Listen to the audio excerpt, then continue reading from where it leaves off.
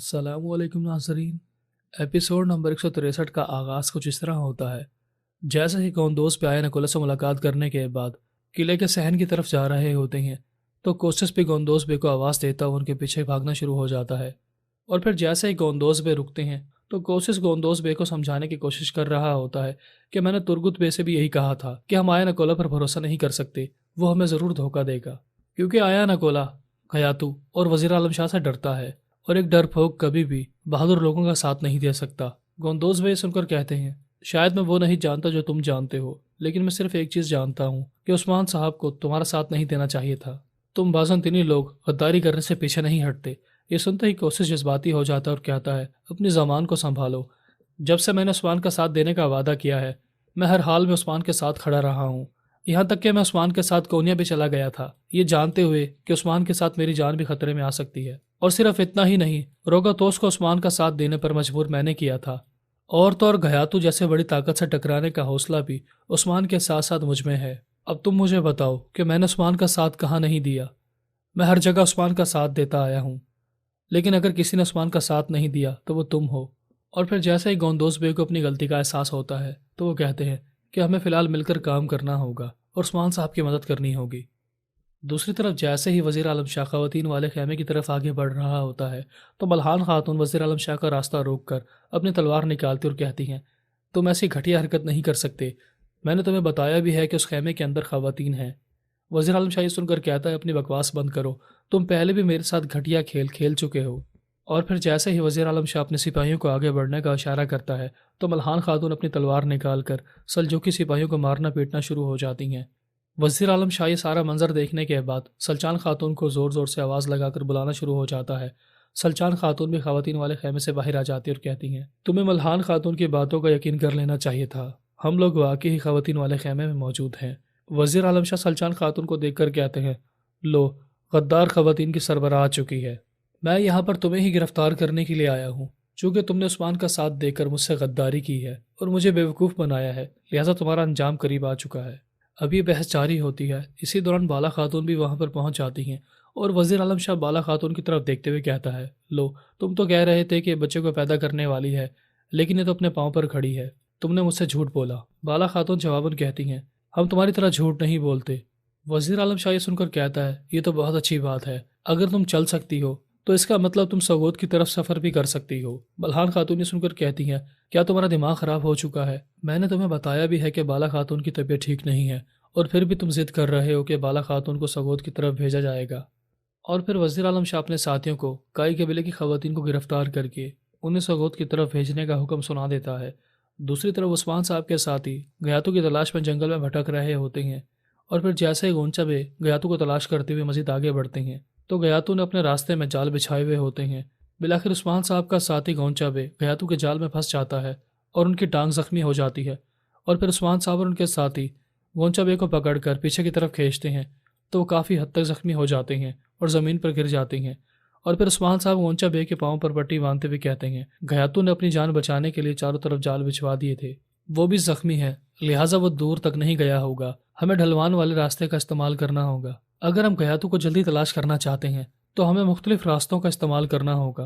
और फिर उस्मान साहब तुर्गुत बे से कहते हैं, आप दाएं तरफ से जाएंगे और बोरान बाएं तरफ से, और मैं इसी रास्ते के ज़रिए गयातू तक पहुंचने की कोशिश करूंगा। दूसरी तरफ आयशा खातून जो कि बहुत ही परेशान होती हैं, वो आयगल खातून को ढूंढती और उन्हें बताती हैं कि फौरी तौर पर उस्मान साहब तक ये खबर पहुंचा दो कि वज़ीर आलम शाह ने काई कबीले की ख़वातीन में से सलचान खातून, बाला खातून और मल्हान खातून को कैदी बना लिया है। वो उन्हें फौरी तौर पर सगोद की तरफ भिजवा रहा है। ये सुनते ही आयगल खातून परेशान हो जाती हैं और वो कहती हैं, वज़ीर आलम शाह तो बहुत ही घटिया इंसान है। वो जानता है कि बाला खातून की सेहत ठीक नहीं है, लेकिन फिर भी वो इस किस्म की घटिया हरकतों से बाज नहीं आ रहा। और फिर आयशा खातून आयगल खातून से कहती हैं, या तो तुम्हें उस्मान से मुलाकात करनी होगी या फिर गोंदोज बे से, क्योंकि गोंदोज बे वो वाहिद शख्स है जो वज़ीर आलम शाह से मुलाकात करने के बाद उसे समझा सकता है कि ऐसा घटिया काम मत करो।